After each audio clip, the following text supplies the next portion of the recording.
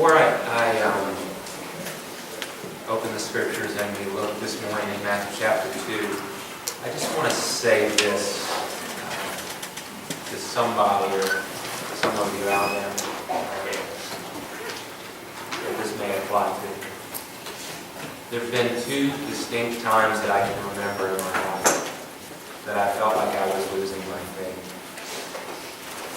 I seriously, I did not think I was going to be able to continue the journey. Some people have historically written about this place as the dark night of the soul. And it may well be that some of you find yourself in that place this week, or you will somewhere down the road. And what I want to say to you about that place is it's very scary. Because if you don't have that, then you wonder what you will have. Here's what I want to say to you that I have learned in coming through those dark nights of the soul. While you believe that it's going to be the place where you lose everything, what you will find, if you can be steadfast and stay in that place until you meet God, is that you will find that you have a deeper, richer life and faith than you ever could have envisioned having before you hit that spot. In that spot, many people will try to fix you. They will try to tell you that you just need to think this way, or just do this, or feel this. And with their good intentions, it's their attempt to help you out of it. It's what we like to do with one another when we see one another suffering and struggling. While well-intentioned, they won't help, those words. The only thing that can and will help is that as you journey, you be completely honest with where you are with God. You open up the things you wish weren't inside of you. You say those things. You feel those things. You expose them to the God who is able to handle it. And at least has been the case with me. He will guide you gently even though you will be unaware of His presence. And He will lead you to a new place where you can see things differently. How long it will last, I cannot tell you. I will simply say to you that if you move towards God, it will be a better journey than if you move away. So that may be what somebody in this group needs to hear today. I just felt led to speak that to you. Because if you journey long enough, you will move through the dark night of the soul. Do not fear that it is the end. It may well be the beginning. You just have to hang in there, and you have to be real. As honest and real as you know to be. Okay? That's that. As we look at Matthew chapter 2, and we think this morning about the journey of the wise men, what I want to say to you first is that it is very easy to become consumed by lesser things on our journey. What do I mean by lesser things? I mean things like fear. It's very easy in the world that we live and the lives that we have to become consumed by fear. If I were to ask you by a show of hands, which I will not, how many of you are afraid today? I bet I would see many hands. And it would be a variety of different things that you're afraid of. I would say to you, fear comes to all of us. It is an ever-present reality in our world. We don't have to make a home for it. We can acknowledge with it, and for a while we can even wrestle with it. But when we open our lives to it and let it make itself a home in us, we become consumed by lesser things. Sometimes fear leads to despair and hopelessness. Sometimes it's anger. We know the emotions that when they're present inside of us that lead us to a place that does damage to our soul. We know that when there are things rumbling around inside of us or things that have settled down inside of us that don't feel right, that are leading us into places we'd rather not be, we know when they belong and when they don't. I want to say to you that when you're journeying, which we all are, it's very easy to become consumed by lesser things. This morning, I want to invite you to dare to hope.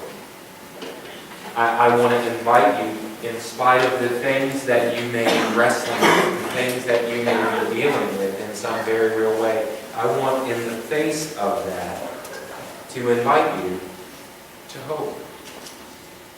To imagine and picture a different reality with God. Every journey requires courage and it requires imagination if you're going to navigate it in a way that is honoring to God and redemptive to your soul. Now, this journey that we're going to look at of the wise men, we're all probably fairly familiar. I mean, I will say this morning by a show of hands, how many of you have heard at least once the story of the wise men as they moved from the east and made their way toward in search of Christ? Okay? So for many of us, if not most of us, it's a journey that is familiar to us. But in part, our familiarity leads us to make assumptions that a lot of times are inaccurate. We're familiar with the story, but most of the information in the story is steeped in mystery. There are far more things that we don't know than that we do. Right? We think we know a lot of things. In fact, let's talk for a few minutes about the things we do know. Think we know. Okay?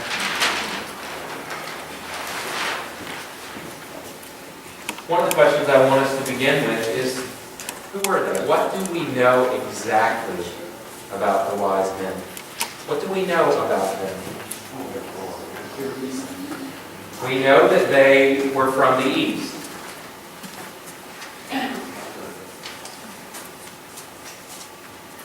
What else do we know? Do we know their names? No. We don't know how many there were. What do we know about them? The scriptures tell us that the word used is magi, which means magician. So let's say we know that they were magicians from the east.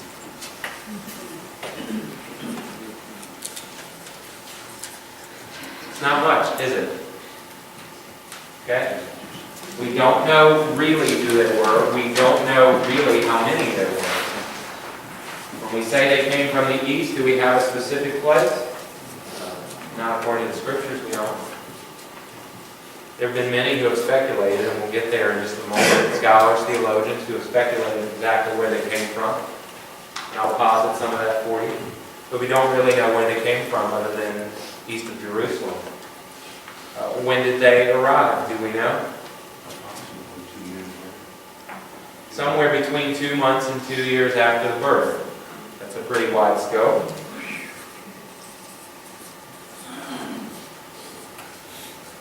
Okay?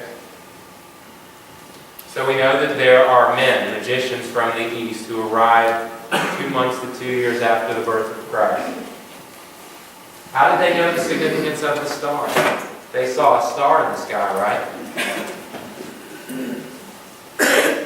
Were they led by the star? Our Christmas carols would say they were led by the star. They weren't led by the star. At all. The star is mentioned twice. Right? The first time it rose in the sky is how it says, right? It was bright. They obviously had been studying. They were astrologers, astronomers, magicians. They were of some caste that had been looking and studying the stars. They knew something about the significance. We'll get to that in a little bit. But, you know, when I was a kid, I was always thinking to myself, okay, how could a star lead them when day follows night? And then there's another night, and then there's a day. Because it's a long trip, right? The trip was somewhere between 500 and 1,000 miles or so. Took them a little while to get there, probably 6 to 8 weeks. We'll talk about where they came from, the speculation about that. It's a long, long trip. Well, as you know, in the daytime, you're not really seeing a lot of stars, right? What do? They just relax for a little while, and then when it got dark again, back up and keep going. It never said that a star led them. Right? Our Christmas carols tell us that star. Our journey requires imagination. Okay? They see it once in the beginning, which leads them on their quest. They see it again when they get to Jerusalem, and they go and they ask the king and the leading priest about this Messiah who the star signified was coming. Star then comes up in the sky the next day over Bethlehem, 6 miles from Jerusalem, and they make the trek from there. The star did not leave them. Okay? How did they know the significance of the star? We'll talk about that in just a little bit. Here's what I want to say just on the front end largely. We don't know much. Sometimes we think we know something, right? Our journeys require imagination. And they require courage. We'll get to courage in just a little bit. Our journeys require imagination. And I think sometimes as we get older, we lack imagination. We lack creativity. We get to places where we've been there, and we've done that, and we've seen that, and we know that. Oh, that we would become like children, with eyes that are open with wonder to the world and the possibilities of encountering God along our journeys, of seeing life in a different way, of appreciating and understanding and being filled with the kind of joy that He longs to give us. I want to read to you this passage that comes out of Matthew chapter 2, and then I want to talk with you about a few things this week that stuck out to me. If as I read this, you would listen to it as if you've never heard it, I would appreciate it, because I'd like to hear from you what stands out to you, maybe the first time. Matthew chapter 2, verse 1. Jesus was born in Bethlehem in Judea during the reign of King Herod. About that time, some wise men from eastern lands arrived in Jerusalem asking, "Where is the newborn King of the Jews? We saw his star as it arose, and we have come to worship him." King Herod was deeply disturbed when he heard this, as was everyone in Jerusalem. He called a meeting of the leading priests and the teachers of the religious law, and he asked, "Where is the Messiah supposed to be born?" "In Bethlehem in Judea," they said, "for this is what the prophet wrote. And you, O Bethlehem, in the land of Judah, are not least among the ruling cities of Judah.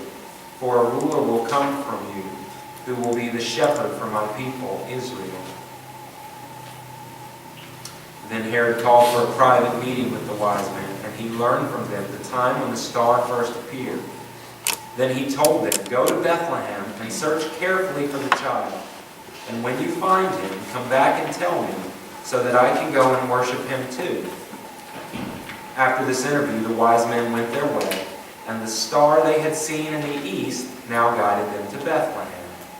It went ahead of them, and it stopped over the place where the child was. And when they saw the star, they were filled with joy. And they entered the house, and they saw the child with his mother Mary, and they bowed down and worshipped him. And then they opened their treasure chest, and they gave him gifts of gold and frankincense and myrrh. And when it was time to leave, they returned to their own country by another route, for God had warned them in a dream not to return to Herod. As you listened to that, was there anything that you heard differently? Anything that stood out to you? Anything that made you think, "I never really thought of that. Or I don't remember seeing that, or hearing that." Phil? Sounds like Herod and people of Jerusalem were informed by the wise men that they didn't know prior. It does sound like they were in the dark, doesn't it?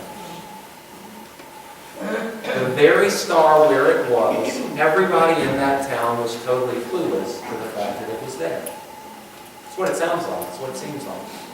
What else? how God was able to speak to these three Eastern people. Well, Maybe they're not three. audibly, but through dreams, but God was able to actually speak to these. Yeah. We're told traditionally they were three and they were on camels. We don't know that. In fact, I think quite differently. I think it was many more than three. I'll tell you why in just a little bit. I'm kind of curious, as you read it, it made me wonder, like, what many of these people who are obviously not Jewish, and don't know this group, you know, the prophecies or whatnot, what made them see out this Messiah of the Jewish people? Yeah, it's curious to me too. But maybe they were Jewish. I'll get to that in just a minute. We've always thought that they were pagan, right? We thought they were pagan people from the east, be it Persia or Babylon, Iraq or Iran. We've always thought that, but maybe not. They knew who he was. In the very beginning, they said, where is he coming to? They knew somehow that the star they were following was going to lead them to this awaited Messiah, King of Jews. Does anybody, when they read that, think, I wonder why Herod's so agitated and why everybody else is in such an uproar? I mean, if this is like three kings on camels coming across the desert, like 2 years later, why is this so agitated and uproarious to everybody in town? They're deeply disturbed. Why? I think about those kinds of things. As I was looking at and listening to the scriptures this morning, there were a few things that really stood out to me. The first was that. Why were they so threatened? I mean, previously, right, weren't there shepherds who had come telling about the birth of the Christ, that angels had come and shepherds came and they gave testimony, and then what wasn't old Simeon and Anna, didn't they come also, and didn't they tell about the birth of this one? And seemingly it didn't create any kind of uproar or stir, did it? It's almost as if, like you said, Phil, people just didn't really pay much attention to it at all. It's almost as if they were clueless. It didn't register. So why would they be so threatened by this group of people? Well, they were foreigners, they were aliens. They were foreigners. They were certainly, in my mind, if you think about it, there has to be some reason behind which they were threatened by these foreigners. Right? So here's what I want to say to you. It may or may not be true, but it might just expand your imagination. Okay? Typically when people were going to make a long trek anywhere, they would never travel in a small group. Why? Thieves and bandits and those people who would rob them, especially if they had precious gifts, gold with them on board, right? So when these people from a distant land, be it Persia or be it Babylon, Iraq or Iran, somewhere between 500 and 1,000 miles, I'm going to give a wide expanse. If these people came, they probably came in a larger group with some kind of official delegation. And rather than being on camels, perhaps they were on horses. And perhaps when they came, they were protected by some form of military might because they were from Rome's enemy. They were part of the Parthian Empire. If they're from the east, Babylon, Persia, Assyria, they were all world powers at the time. So, if they're going to be crossing over into enemy territory, they're not going to be doing so without some level of protection. So it looks and feels a whole lot different with three dudes on a camel traveling across the desert with some gifts than it does with a delegation of people who are your sworn enemy coming into town looking for a new king, doesn't it? It feels and sounds a little different. The report of a shepherd wouldn't reach a king, but other kings would. That's exactly right. Shepherd was a nobody. His testimony meant nothing. And the old people, Anna and Simeon, they had no street cred. These people had something to say that caused Herod and the religious people, the chief priests and the leaders of the day, to be disturbed. I would imagine the chief priests and leaders were a bit embarrassed as well.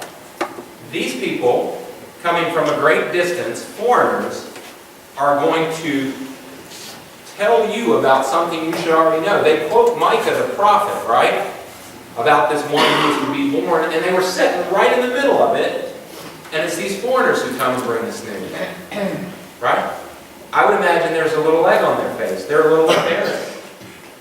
It requires some imagination, but it isn't a stretch to think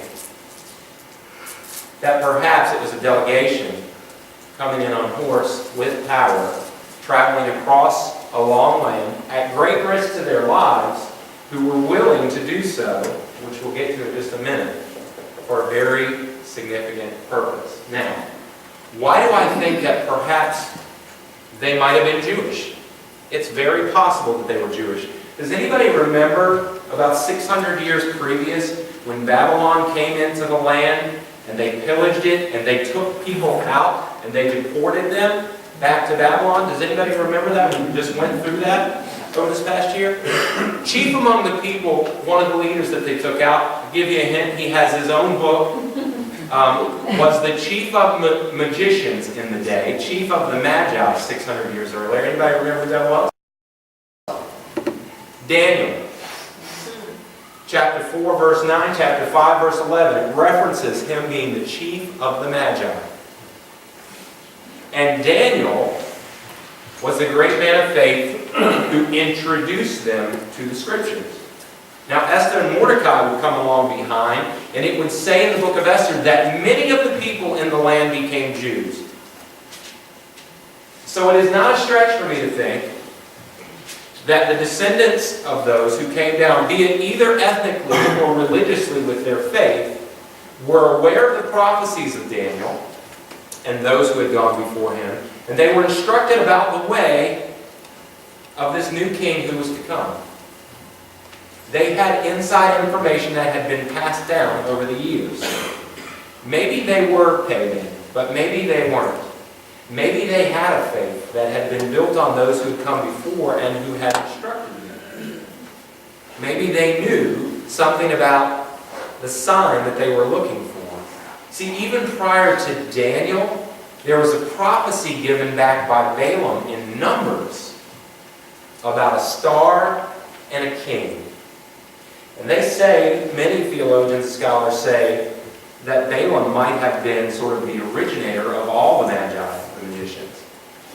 So we're following this back, this prophecy back, this history back. It makes more sense to me that they would risk life and limb traveling across the desert, not only against the bandits and the others who might steal their valuables from them, but perhaps moving into the Roman Empire and facing threat from them, that they would do it. Why? They would do this journey at great risk because the end was worth the means, because they had hope, because they were consumed by a hope that was greater than their fears.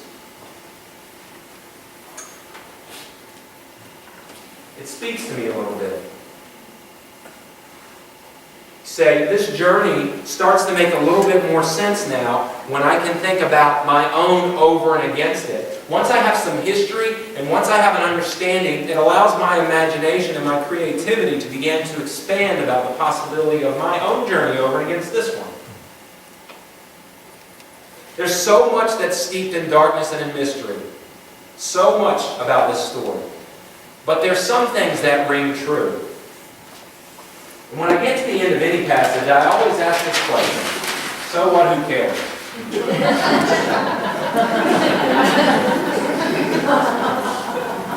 Right? I mean, otherwise, I read the Bible, I put it down, and I walk away as if it has no application for me whatsoever. And we can do that, right? Well, I had a quiet time today, so what, who cares? There has to be some place inside of me where there's a connect with God's story if it's going to be meaningful for me in any way. This is a pilgrimage in Matthew chapter 2 of a group of people who traveled a long way and faced great obstacles. Even the threat of their own very life to come to a place where they would be illumined by a hope. What were they hoping for? They were hoping to find the Messiah, the newborn King of the Jews. What did they think that would do for them? I bet they thought it would change their life. I bet they thought if they found this newborn King of the Jews, the one to whom those before him that had told them about, years and years and years and years had been telling them about, had been prophesied about, I bet they believed that something significant would transpire in their lives that would lead them into a new way of journeying. So what, who cares? So what, who cares is that you and I travel. We're all on a journey. We're all on a pilgrimage. And more often than not, there's darkness than light. There's obstacles and hurdles and difficulties and pain and suffering and struggle. What do I learn? What do you learn? What do we learn from this delegation of people who come from the East in search of hope, consumed by hope? What do we learn? We learn that it is best when traveling this journey to travel with others who are moving in the same direction. So often when we hit hard places in our lives, we choose to do it solo. We go across the desert and we face the bandits alone. Don't we? We disconnect ourselves from others. We wall people out, God out, others out, and we travel solo. And how does that really work for us? Yeah, not very good. I don't know that this group would have made it across the way if it wasn't a group. And I think it was more than 3. And so I just want to stop for a second and say to you, if you're traveling through dark places right now, if the star that illumines the sky is no longer illumining your sky, but you have some shred of hope as you're moving towards all that the light will give you, it will be better for you this day to think about traveling with the companionship of others who are on the same journey. To do it solo is insane. It's crazy. Why? It's too tough. You will never make it. You won't. That's one of the things. Second thing I get is that as they're traveling on this journey, that there are many places along the way they could have stopped. There are many places along the way they could have quit. How many of you have reached a place in your journey where you could just easily quit? Whether that means the ceasing of your own life or just the ceasing of your own faith, in a sense, they're one and the same. You give up faith, you give up hope, you give up your life, really. You might eke out some more years and exist, but you give up life, you give up hope, you give up faith, you have nothing. For whatever they had to deal with, for whatever that came their way, one of the things that I learned from this group of people is that they were willing at great risk to their own lives, lay it all on the line, and never give up because they were consumed by something greater than their fear. They were consumed by something greater than their despair. They were consumed by something greater. And it's going to require that we open our lives to something greater than allow all of the lesser things to dominate and predominate our world. So this day, if you're traveling solo, let me just say to you, it's not going to serve you well. It really isn't. You say, well, I just need a little time to myself. I'm all for time to yourself. But don't let time to yourself turn into a way of living. It won't serve you well. Because what will happen as you journey down your road and you move through places of darkness is your temptation to give up, to quit, throw in the towel is going to be far greater than if you didn't have other people, companions along the way saying, you know what, I'm not going to try and fix you today. I'm just going to cry with you today. Or I'm just going to listen to you today. Or I'm just going to walk. Let's just walk 5 feet today. We don't have to go 5 miles. Let's just, come on, let's just go a few feet today. Come on. I think I can see the star. I'm not sure, but I think I can. I dare to hope. Then you hit that place where as you're journeying, you understand from this group of people that they don't give up. Then, really, at the end of the day, one of the things that happens, that transpires in their story, is they become agents of hope for people like you and me. And what I've been trying to encourage you guys through Advent about, as I've given you opportunities to become agents of hope to people later today who are in nursing homes. Most of their families and friends in the world has forgotten about them. They're just locked up because they're old and they don't think like they used to. They don't contribute like they used to. But their lives have meaning and purpose and value and will until the day they die. You're going to go in, you're going to infuse some hope by singing some songs and bringing some cheer. There are a group of you who are going to go and do that.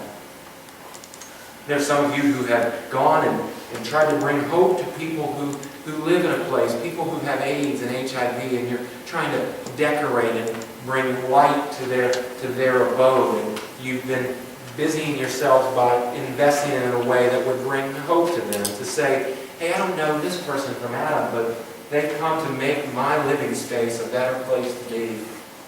Some of you guys have invested yourself in ways where you've gone to people who are struggling from the disaster, the ravaging of Hurricane Sandy, Superstorm Sandy, and you began investing and trying to help people piece their worlds back together and their homes and their lives back together. Yet yesterday there were several people who came and baked cookies. You used your gifts to bring hope. We're going to deliver those gifts to people who serve, our first responders, our police and fire and EMS workers and town workers, just to be a blessing to them, to bring hope, to say, listen, all that you do every day, it matters to somebody. So many of you throughout this season have taken up the invitation, and it's a great invitation as you journey, because sometimes when you're in search of hope, part of what helps to embolden that hope is that you become an agent of that hope yourself. Instead of fixating and focusing on all that is wrong in your personal world, that you look outside it for only a few minutes and say, maybe today I can be a blessing to somebody. Maybe today, with my gifts, my talents, my time, my energy, I can serve someone and cause them to hope. We live in a world that needs some hope. And the truth of the matter is, you're on a journey towards that, and along the way, you can bring it if you choose. I think part of what I learned from this delegation of people, the Magi, the wise men, is that I can be an agent of hope too. Even if my world isn't as it should be or I want it to be. Even if there's more dark than light. Even if I'm not in a place that I yet hope to be, I can still along the way bring good news. Where are you going, Vincent? I'm not exactly sure, but I'm traveling towards the light. I'm not exactly sure how long it's going to take me to get there. I'm not exactly sure what I'm going to encounter along the way. I'm traveling towards the light. Why? Because it's a better journey. I've been on a journey without God and one with God. I'll tell you, the one with God is better. It's just better. And for some of you that might feel like a stretch today, just trust me in this. One with God is better than one without God. So with the little light that you may have as you travel towards it, there's some important things you can get from this story. But don't let me define all that you can get from it. Our journeys require imagination, creativity, and courage. I wish that to you this day. A fresh infusion of courage. I pray for that almost every day. I face so many things I don't want to do. I really do. I face so many situations with conversations I really don't want to have. And I find myself lacking courage more often than not, and I just ask God, I don't have what I need. I need you to give me something. for today. I can't look too far past today. I get overwhelmed. But with today, I wish for you and pray a fresh infusion of courage. Courage for what? Courage to be the best you can be today. Courage to keep doing your journey even when all of your circumstances tell you you should hang it up and throw it in. Courage just to take the next step and continue to move in a direction that you know is right, but you're having doubts now. I wish for you courage. But I also wish for you, as you open the Scriptures and you read them, a fresh understanding with creativity and imagination at how God can take somebody else's journey and take your journey and speak into it in such a way that it explodes with life. Now, when the wise men got to their place, we realized that towards the end of their journey, and they realized their hope, it filled their hearts with joy. That's the journey we're on. We're moving towards a place of our hope where when we experience the fullness, there will be the kind of joy that will explode your heart. And that will lead you in a new direction away from there. Herod wanted them to come back and tell him where the child was. They were warned by an angel not to do it. They traveled a different way as they left. We don't know what happened to them. But use a little imagination and creativity. They found the one they were looking for. They found the one they were looking for. What would it do to one's life? A little imagination, a little creativity. I would imagine their journey away from there was better than their journey to there. I want you to think about the reality of this journey and the reality of your own journey. There's so much to be learned from the Scriptures. We live in tough times. We've already looked at that and wrestled with that and prayed about that this morning. I don't need to reiterate. We live in tough times. There's more dark than light. But we travel to light. With the light we have, we travel towards hope. And along the way, we become the beautiful feet that bring good news and hope to others. We become agents of hope. And as we bring it, and others receive it, and others share it, the light gets brighter, and brighter, and brighter. And transformation begins to happen. And you, in fact, become the agent of that transformation in the image of the one you follow, Jesus Christ, through the world. Let's pray.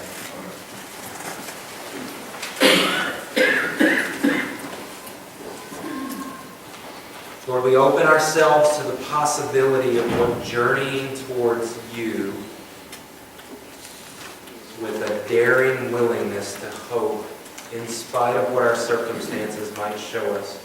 We open ourselves to new possibilities. And we invite you with the light we have to meet us and guide us and embolden us together with one another in community as we journey this way. May you do something miraculous in our lives this day. May your light pierce the darkness. May you bring us hope when our hope is failing. In the name of the one for whom we celebrate this season, in the name of the one who brings light into darkness,